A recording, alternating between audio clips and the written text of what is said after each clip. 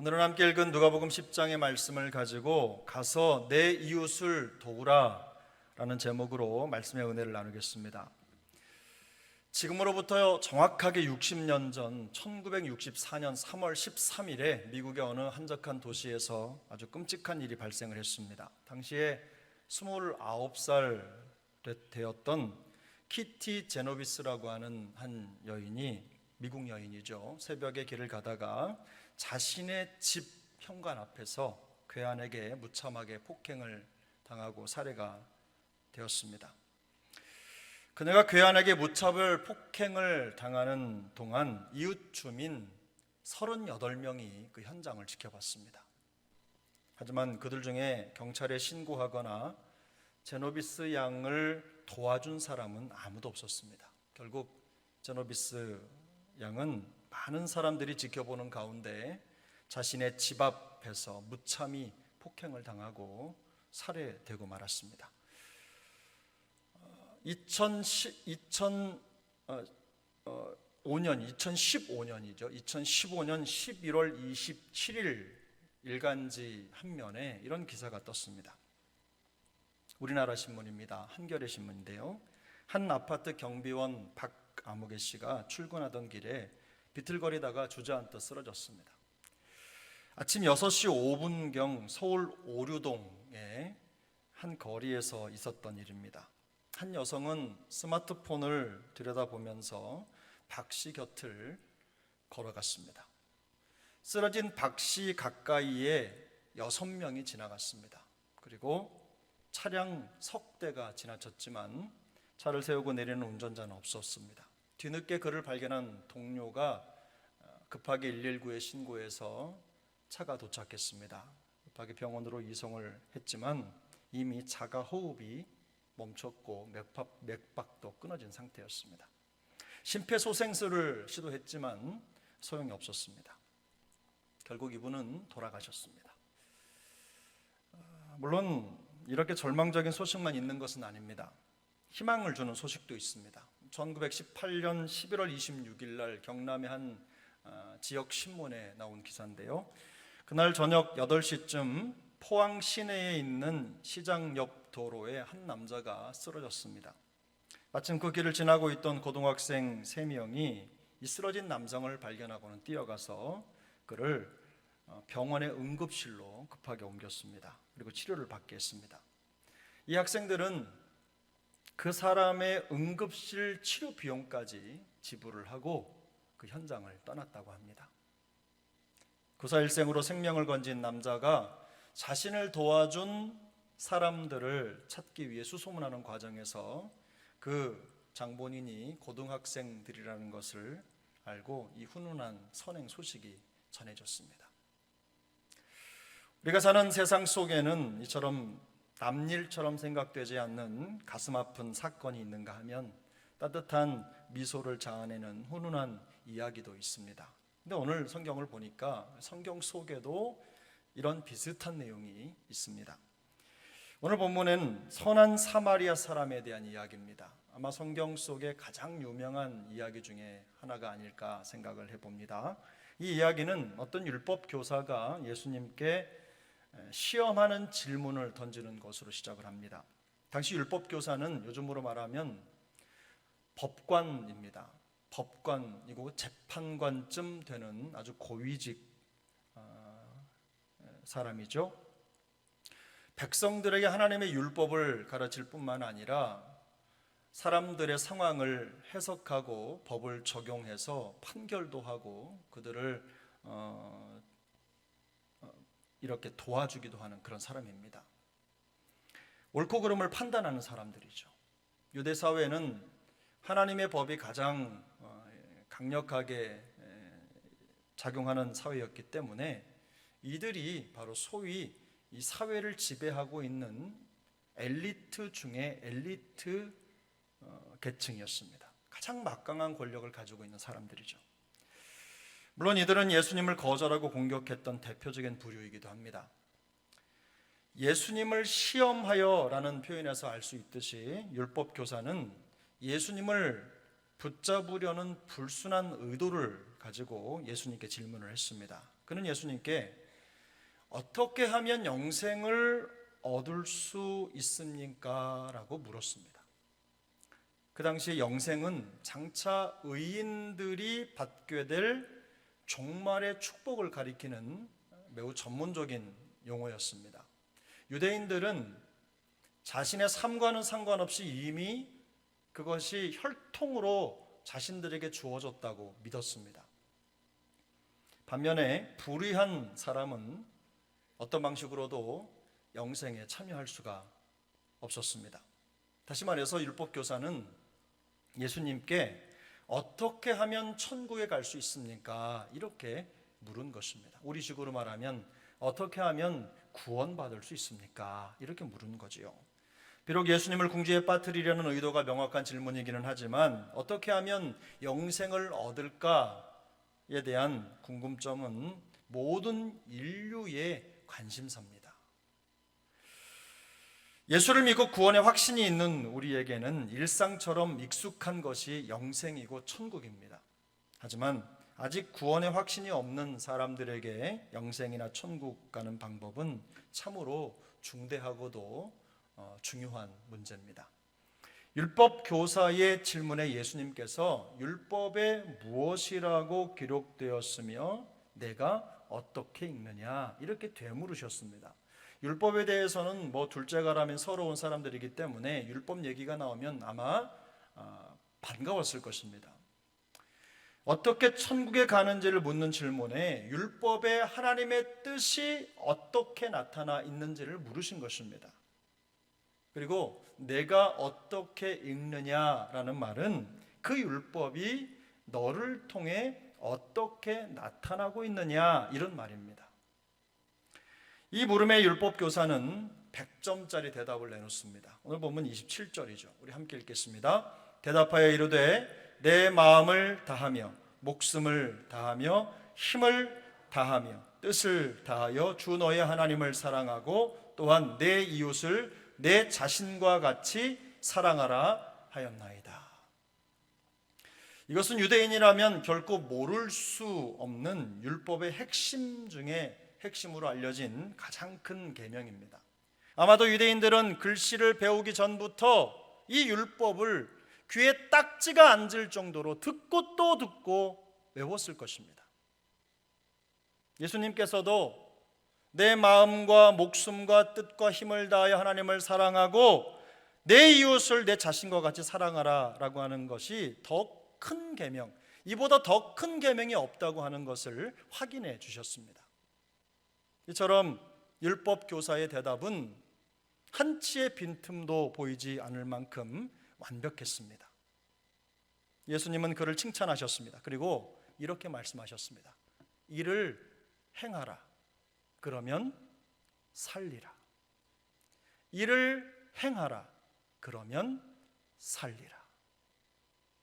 이 말씀은 율법 교사의 허를 찌르는 말씀이었습니다. 율법의 내용을 줄줄줄 꿰고 있는 율법 교사에게 내가 알고 있는 그대로 실천하라고 말씀하신 것이기 때문입니다. 내가 나를 사랑한다면, 내가 하나님을 사랑한다면 이웃을 사랑하라는 하나님의 말씀에 마땅히 순종해야 한다는 것입니다. 그러자 율법 교사는 당돌하게 내 이웃이 누구니까? 라고 묻습니다. 이 질문에 예수님은 그 유명한 선한 사마리아인의 비유로 그에게 진정한 이웃이 누구인지를 말씀해 주십니다. 예수님이 말씀하신 선한 사마리아인의 선한 사마리아 이야기의 대략은 이렇습니다. 어떤 사람이 예루살렘에서 여리고로 내려가다가 강도를 만났습니다. 그 강도들을 만나서 심하게 폭행을 당하고 모든 것을 빼앗기고 또 기진해서 거의 죽은 사람처럼 되어버렸고 그 강도들은 그 사람을 길거리에 그냥 버리고 가버렸습니다. 주님은 강도 만난 자가 누구인지 구체적으로 말씀하지 않으셨지만 유대인 제사장이나 혹은 레위인을 염두에 둔 것으로 보입니다. 왜냐하면 당시의 여리고는 제사장과 레위인들이 모여 살던 도시였습니다.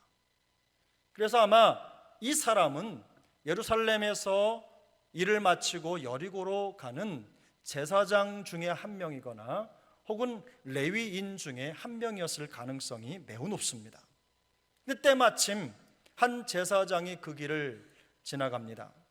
강도 만난 사람을 보았습니다. 그러나 그는 피해서 가버렸습니다.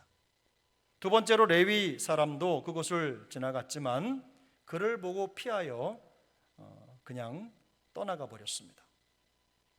실제로 강도 만난 사람은 이 길을 지나가던 제사장과 레위인 그 두 사람의 이웃 친구였을 가능성도 있습니다. 같은 동네에 사는 이웃 사촌이었을 거란 말이죠.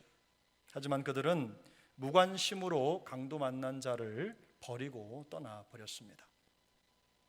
세 번째로 그 길을 지나던 어떤 사마리아 사람은 달랐습니다. 오늘 본문 33절부터 35절이죠. 우리 한번 같이 읽어보겠습니다. 어떤 사마리아 사람은 여행하는 중 거기 이르러 그를 보고 불쌍히 여겨 가까이 가서 기름과 포도주를 그 상처에 붓고 싸매고 자기 짐승에 태워 주막으로 데리고 가서 돌보아 주니라. 그 이튿날 그가 주막 주인에게 데나리온 2를 내어주며 이르되 이 사람을 돌보아 주라. 비용이 더 들면 내가 돌아올 때에 갚으리라 하였으니. 앞선 제사장이나 레위인과는 다르게 사마리아 사람은 강도 만난 사람을 정성껏 도와주었습니다. 당시 유대인들은 사마리아 사람들을 매우 혐오했습니다. 천박하게 생각했고 심지어는 사마리아 사람들을 개보다도 못한 존재로 여겼습니다. 그러나 강도 만난 사람을 대하는 태도를 통해 드러난 결과는 정반대로 나타납니다.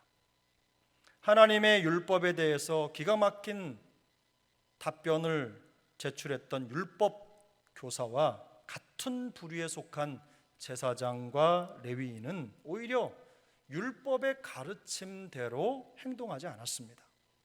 반면에 사마리아 사람은 강도 만난 사람을 보고 그를 불쌍히 여겼습니다. 불쌍히 여겼을 뿐만 아니라 헌신적으로 도와주었습니다. 이때 내 생각에는 이 세 사람 중에 누가 강도 만난 자의 이웃이 되겠느냐는 예수님의 질문이 이어집니다. 율법교사뿐만 아니라 어느 누구에게든지 이 질문에 대한 대답은 같습니다. 초등학교를 갓 졸업했거나 혹은 초등학교에 재학 중인 초등학교 1학년생을 붙들고 이 이야기를 해주고 물어봐도 진정한 이웃, 이 강도 만난 자의 진정한 이웃이 누구인지 맞출 수 있을 정도로 이 결과는 당연합니다. 제가 여러분께 여쭤보겠습니다. 여러분은 강도 만난 자의 이웃이 누구라고 생각하십니까? 너무 당연하기 때문에 대답하는 것이 민망할 정도입니다.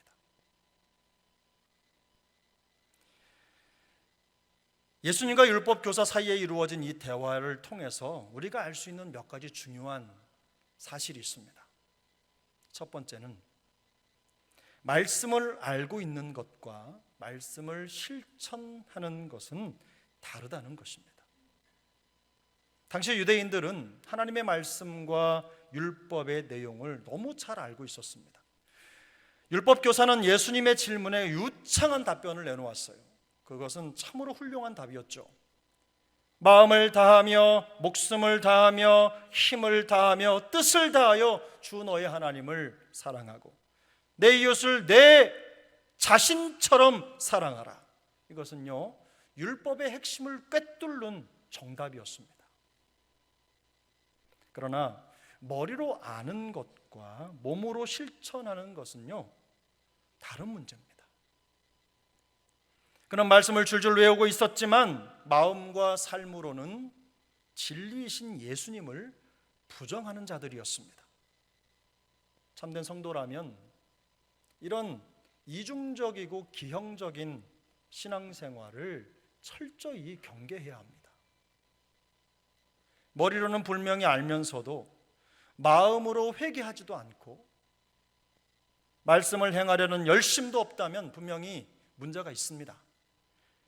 만일 우리 중에 누구든 이런 상태에 놓여 있다면 영적으로 가장 위험한 상태라고 해도 과언이 아닐 것입니다.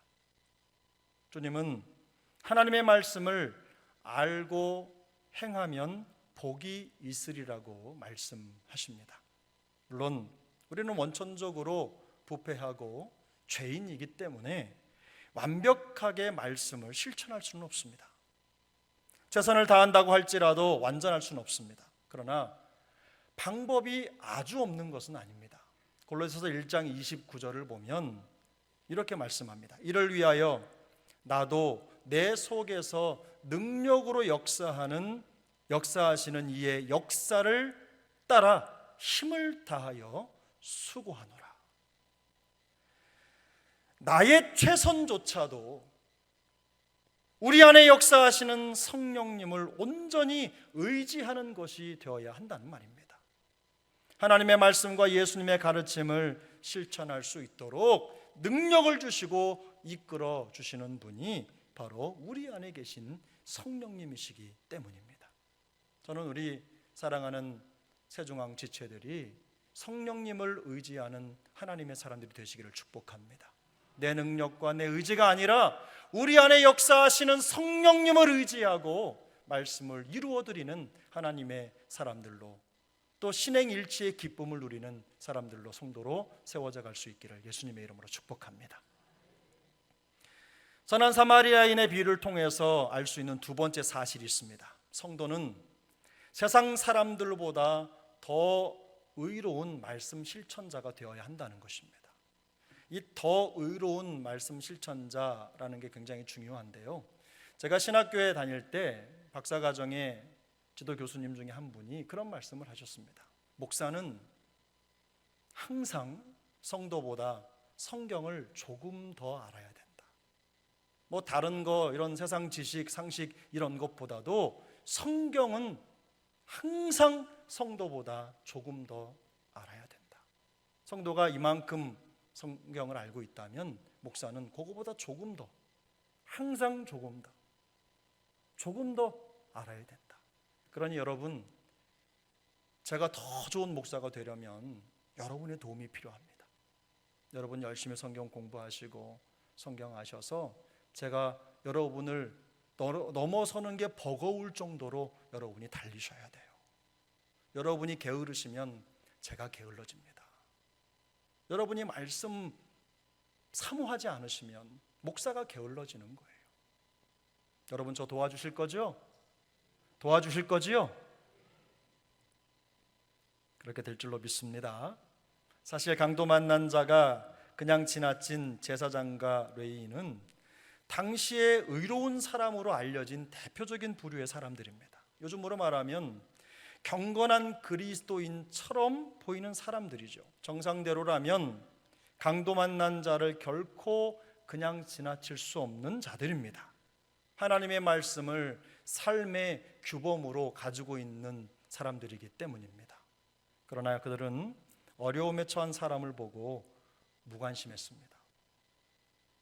반면 하나님의 뜻과는 상관없어 보이는 사마리아인은 오히려 하나님의 뜻을 행하는 사람으로 등장합니다.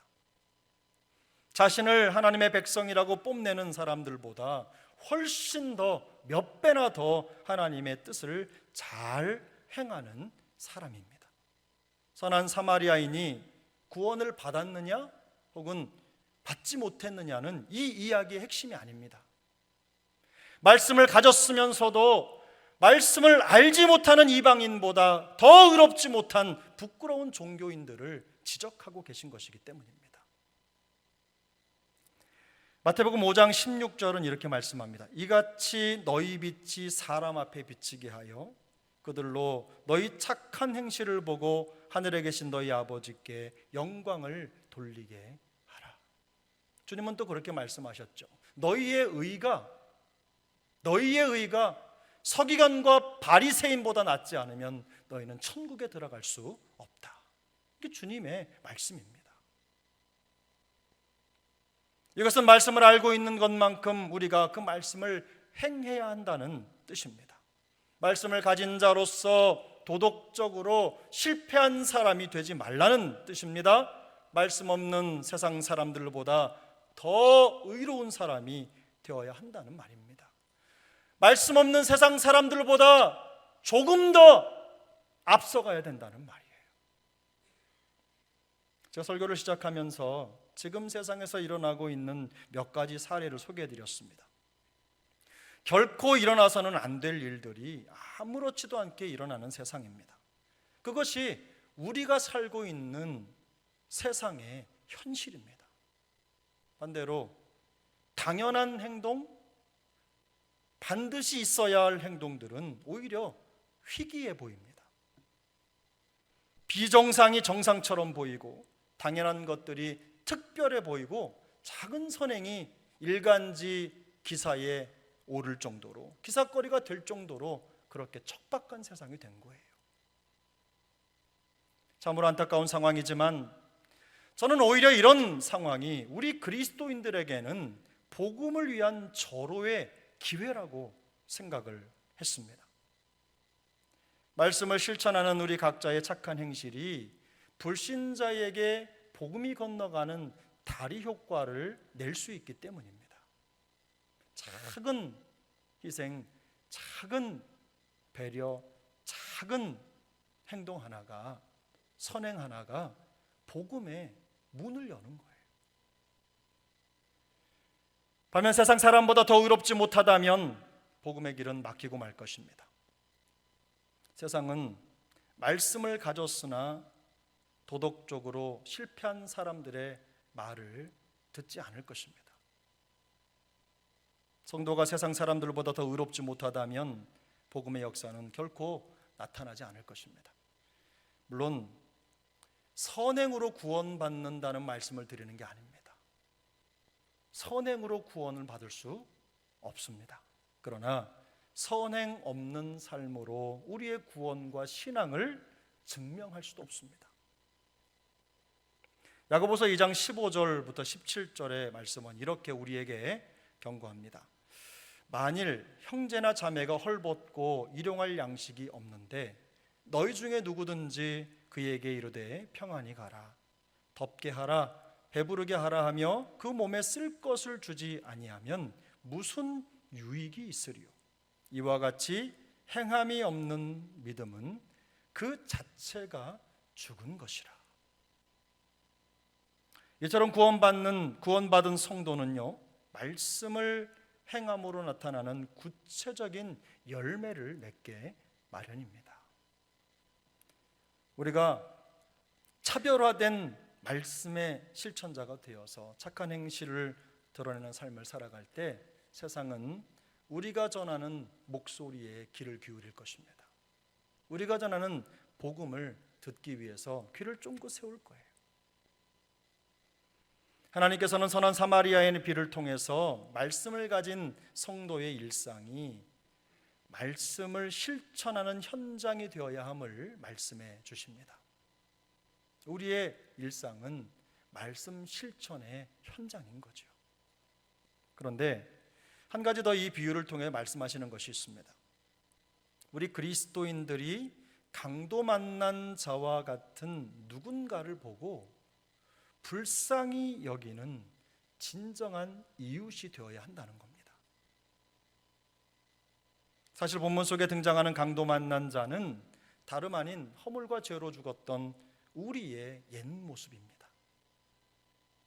강도 만난 자를 보고 불쌍히 여기며 무작정 도와주는 이 진정한 이웃, 착한 이웃은 예수님의 십자가 희생이고 우리에게 생명을 주신 헌신적인 사랑 그 자체입니다.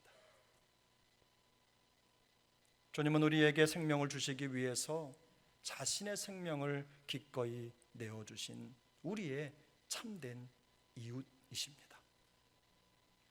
참된 이웃이 되신 예수님을 만나지 못했더라면 우리는 여전히 길가에 버려진 강도 만난 인생과 같았을 것입니다. 중요한 것은 우리에게 생명을 주신 주님께서 우리에게도 좋은 이웃이 되어서 누군가를 도와주는 인생이 되기를 원하신다는 겁니다. 오늘 보면 36절 37절이죠. 우리 한번 함께 읽어보겠습니다. 내 생각에는 이 세 사람 중에 누가 강도 만난 자의 이웃이 되겠느냐. 이르되 자비를 베푼 자니이다. 예수께서 이르시되 가서 너도 이와 같이 하라 하시니라. 가서 너도 이와 같이 하라. 가서 너도 이와 같이 하라. 셋 중에서 누가 강도 만난 자의 이웃이 되는지 그 답을 아는 것만으로는 충분하지 않습니다. 주님은 우리에게 가서 너도 이와 같이 하라고 말씀하십니다. 가서 내 이웃을 도우라고 말씀하십니다. 저는 가끔 말씀을 준비하고 예배를 드리면서 저 자신이 참 비정한 사람은 아닌가 이런 생각을 할 때가 있어요. 제 자신을 돌아보게 됩니다. 나 혼자만 예배 잘 드리고 신앙생활 잘하면 되지라는 생각에 빠져 있는 것 같은 생각을 하기 때문입니다. 그런 생각이 들기 때문이에요. 영적으로 보면 내 주변에 강도 만난 자와 같은 영혼들이 무수한데 예수 믿지 않는 영혼들을 보고도 그냥 지나치는 제사장과 레위인 그 사람이 바로 나는 아닌가 이런 생각을 하게 되는 것입니다. 그래서 마음이 무겁습니다. 주님은 우리가 강도 만난 자와 같은 영적 위기에 처한 사람들의 참된 이웃이 되기를 원하십니다. 선한 이웃이 되는 것은 물론 쉬운 일이 아닙니다. 개인적으로 시간도 들여야 되고 물질도 들어갑니다. 마음을 써야 됩니다. 헌신해야 되기 때문에 결코 쉬운 일이 아니에요. 그러나 불쌍히 여기는 마음으로 그들을 위해 기도할 수 있어야 합니다. 그들이 언젠가 꼭 주님 앞에 나올 수 있도록 기도해야 됩니다. 언제든 기꺼이 우리의 도움이 필요한 사람이 있다면 진정으로 그들의 이웃이 되어 주어야 하는 것입니다. 누구든 도움이 필요한 사람을 보게 되면 주저하지 않고 도움의 손길을 내미는 이웃이 되어줄 때 우리를 통해 놀라운 복음 효과가 나타나게 될 것입니다. 프랑스와 스위스 같은 나라들에는요 선한 사마리아 법이 제정이 됐다고 합니다. 지금으로부터 60년 전에 제가 말씀드렸죠. 제노비스라고 하는 여인 사건도 있지만 이런 사건이 미국이나 우리나라에만 있는 게 아니라 전 세계 모든 나라에 비슷한 사건이 있었던 것 같아요. 그래서 좀 법적으로 앞서가는 결정을 내리는 나라들은요 이런 법들도 제정을 한 모양입니다. 이 법의 의미가 무엇입니까? 누군가 도울 수 있는 여건에 있는 사람이 곤경에 처한 사람을 보고도 구해주지 않으면 법으로 처벌을 받는 겁니다. 우리나라에서는 아직 언급도 되지 않습니다만, 그런데 여러분 이 법이 귀한 법이긴 하지만 우리 그리스도인들에게는 이런 법이 필요가 없습니다. 이미 우리 안에 이 세상의 어떤 법보다도 더 엄중한 하나님의 법이 새겨져 있기 때문입니다. 하나님의 말씀을 삶의 규범으로 믿고 따르는 사람들이기 때문입니다. 가서 내 이웃을 도우라고 말씀하시는 이 주님의 말씀에 순종하도록 부름받은 하나님의 사람들이기 때문입니다. 우리 주변에 우리의 도움이 필요한 이웃이 있는지 돌아볼 수 있기를 바랍니다. 마음속에 떠오르는 그 영혼을 위해서 시간을 내십시오. 물질로 도와주십시오. 마음을 나누는 이웃이 되어줄 수 있기를 바랍니다. 영적으로 강도 만난 자와 같은 가족이 있습니까? 혹은 친구가 있습니까? 혹은 이웃이 있는지를 끊임없이 관심을 가지고 살펴야 하는 것입니다. 주님은 지금도 가서 너도 이와 같이 하라고 말씀하십니다. 가서 내 이웃을 도우라고 말씀하십니다. 강도 만난 자와 같은 위기의 영혼들을 불쌍히 여기면서 그들을 위해 기도하라고 말씀하십니다. 그들을 도와주고 치유와 회복의 복음으로 안내하는 의로운 이웃이 되라고 하시는 것입니다. 예수님이 우리를 위해 십자가에 죽으시고 생명을 내어주신 것처럼, 그래서 우리의 생명의 이웃이 되어주신 것처럼 도움이 필요한 누군가에게 관심을 보이고 그들을 불쌍히 여기며 희생과 헌신을 감수하는 선한 사마리아인 같은 좋은 이웃이 되기를 원하시는 것입니다. 우리 세종안교회가 그런 교회 될 수 있길 바랍니다. 오늘 말씀을 듣는 우리 세종안교회 모든 식구들이 선한 사마리아인 같은 좋은 이웃으로 세워질 수 있기를 축복합니다. 우리 모두가 다 주님의 명령을 따라서 잃어버린 영혼들을 그리스도의 사랑으로 이끌어내는 복음의 이웃이 될 수 있기를 우리 구주 예수님의 이름으로 축복합니다. 기도하겠습니다.